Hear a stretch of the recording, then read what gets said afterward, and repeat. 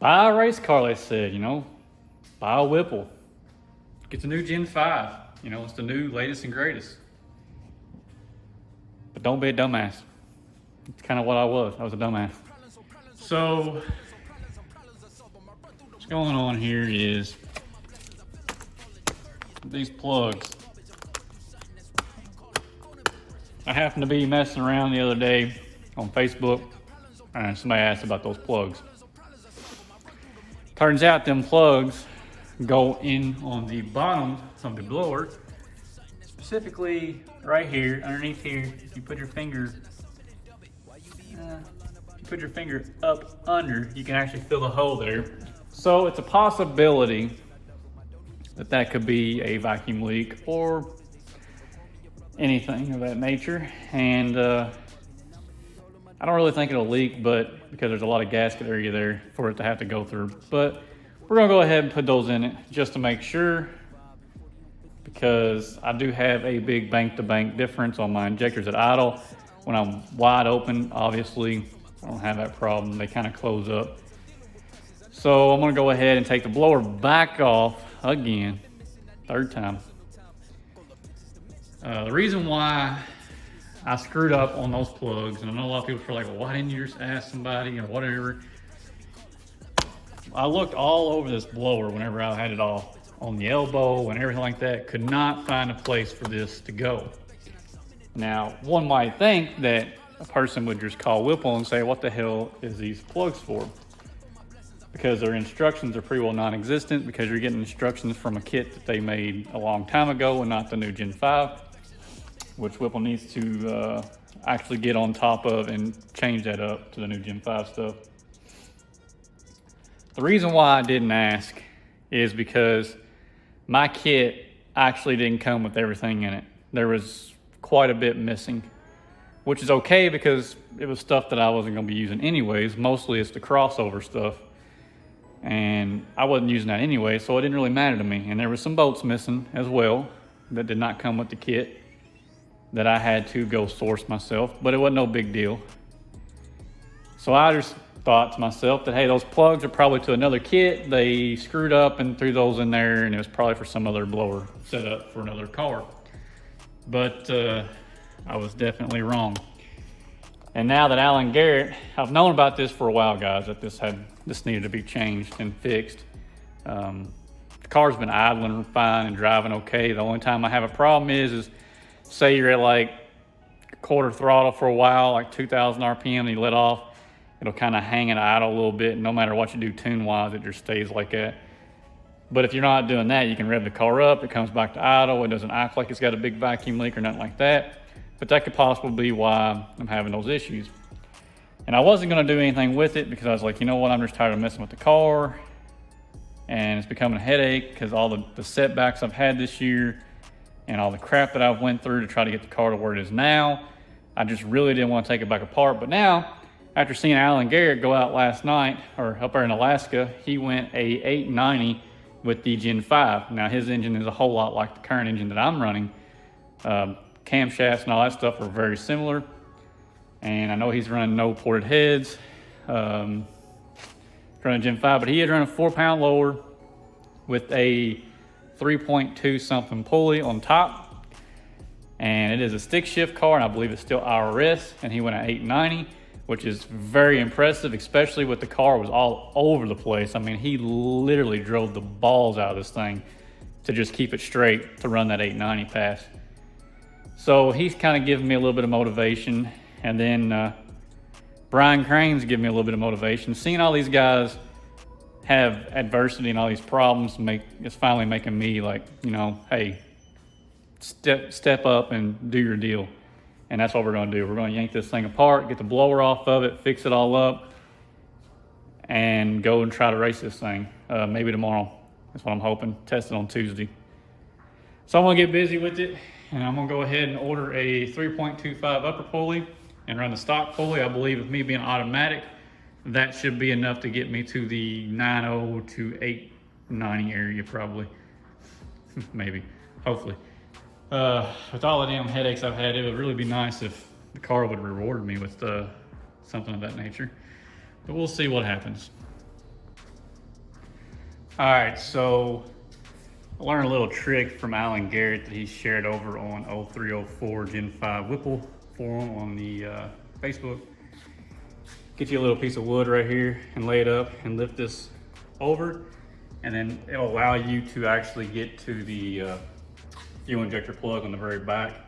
You just yank it right off. And also on the back bolt, I didn't realize there was a lot of people struggling with it, but again, Alan brought it up yesterday on the Facebook there, and I noticed that he still had the trim that goes on the back side. If you just take that trim out, it makes it real simple, very, very simple.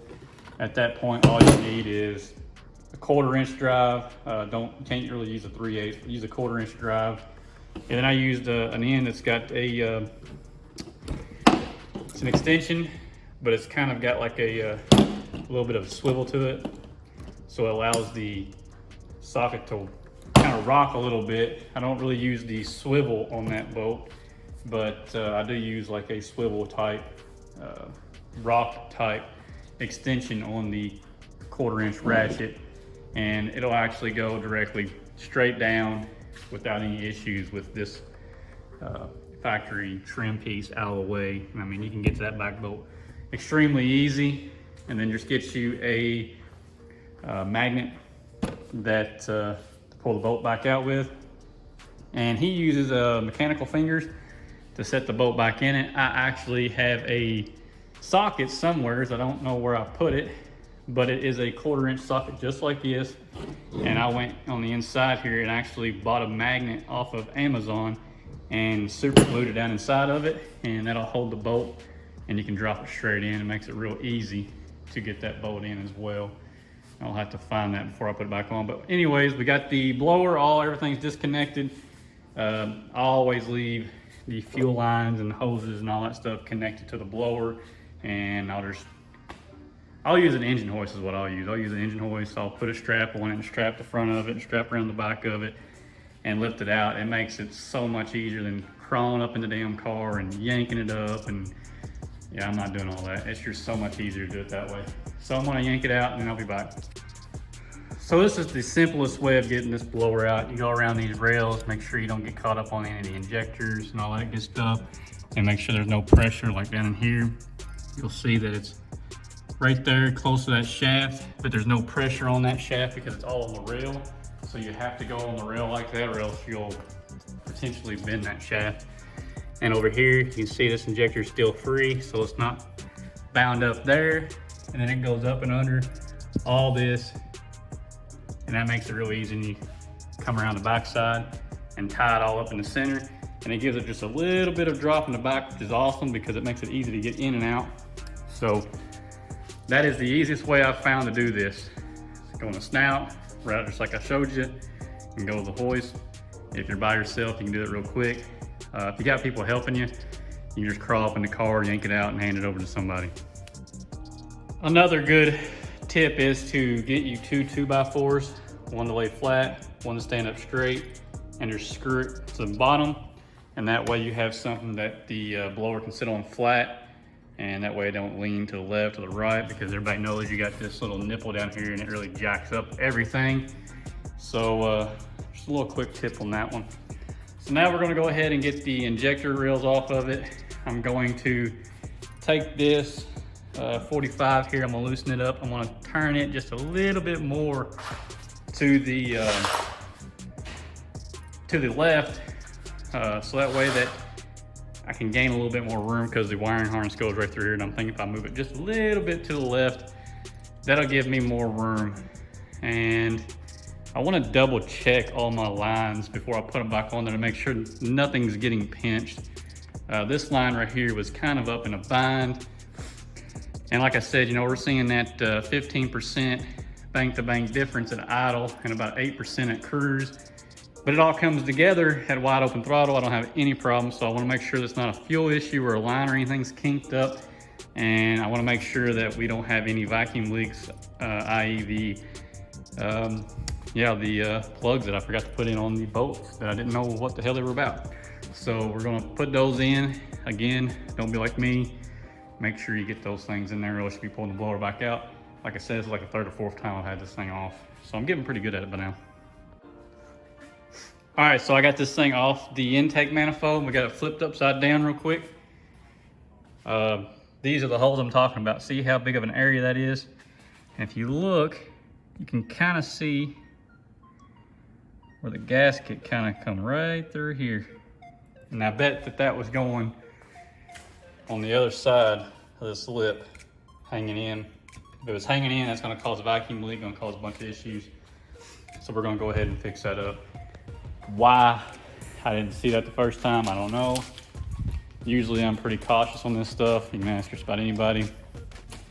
But on this case, I guess I just was in a hurry and costing myself a lot of time by doing this. So we're gonna take it and put this back in and throw the damn thing back in there.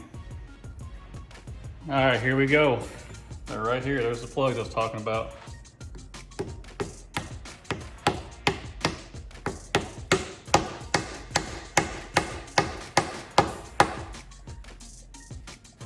Just make sure they're flush is all you gotta do. So.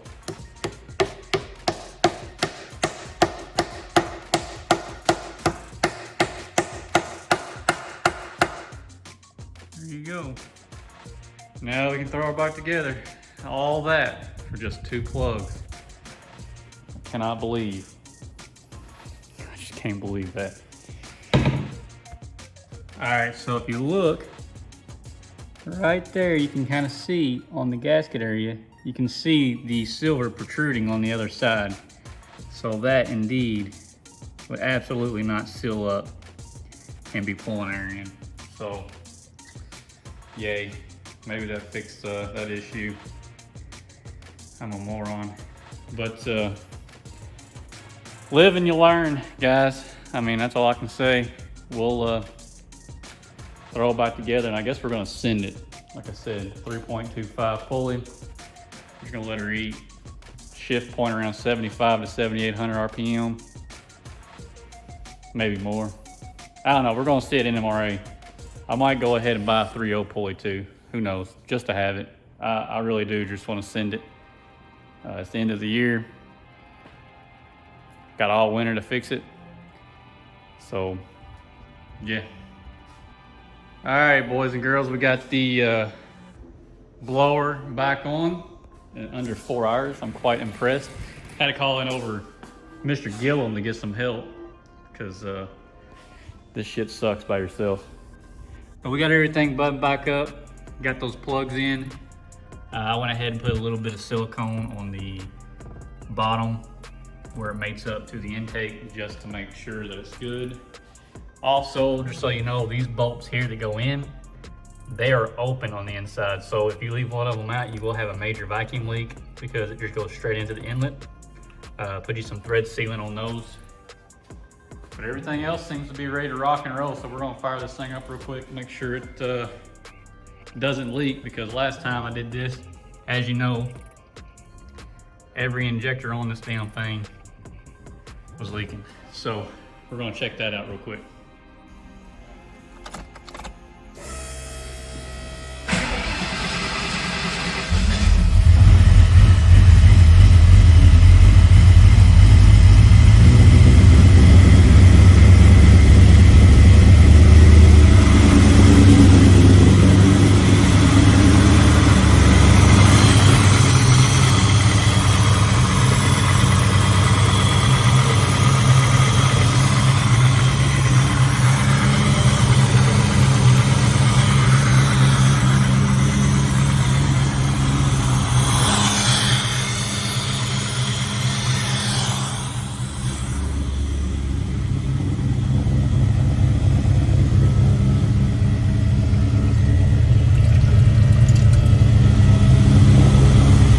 Looks okay so far.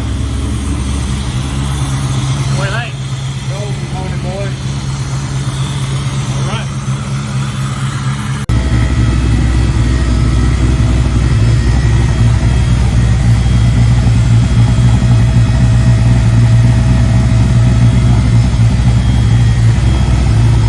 All right, guys. So I'm in here editing the video, and I want to show you guys a real quick picture of a data log that I took the other night after we installed the blower. We went out and made a pull out in Mexico, obviously. The car made 17.9 pounds of boost on the 3.5-inch pulley, which we have sold, as I said earlier, and we bought a 3.25-inch pulley to supplement it, because we want to get up around that 23 to 25 pound range. But if you'll notice, the fuel pressure on the log shows 36 point something fuel pressure, and the regulator was not doing a 1-to-1. I did call Magnafuel on this, and as you know, we've been having issues with it for a long time, and I've changed everything over to the way that they want me to be, or want it to be ran, and everything as far as the fuel system, as in the regulator, the filter, the lines, the pump, the whole deal. It's even got a booster pump on it, 16 volts or 18 volts, I think, actually. And I'm still not getting that 1-to-1 ratio, which what I'm talking about with that 1-to-1 is that for every pound of boost in the manifold, I would see 1 pound added in fuel pressure, is how that works. So what that does is enable the injectors not to work as hard by doing a 1-to-1 ratio on the regulator. But they suggest on power displacement blowers to not do the 1-to-1. They say that for some reason it messes with the regulator. So I'm just going to take their word on it, and we're going to run a static fuel pressure from now on. We're going to be running a 52 pound static ratio on the fuel pressure. So we'll just idle the car, set the fuel pressure at 52 pounds, and we'll rock out. We have the FIC 1650cc injectors, so we shouldn't have any issues whatsoever with fuel, because in this log you see that they're at 36 pounds of fuel pressure, and I still was nowhere near maxing out the 1650s at the 17 pounds. At 23 it might be a different story, but when we up it up to 52 pounds we'll be golden, because FIC said that at 58 pounds these injectors will support somewhere around 1500 to the tires. So I think we'll be okay. But that's the closing for the video. I appreciate you guys watching. If you don't care, like, subscribe, and hit us up over on Instagram, man. And yeah, we'll talk to you later.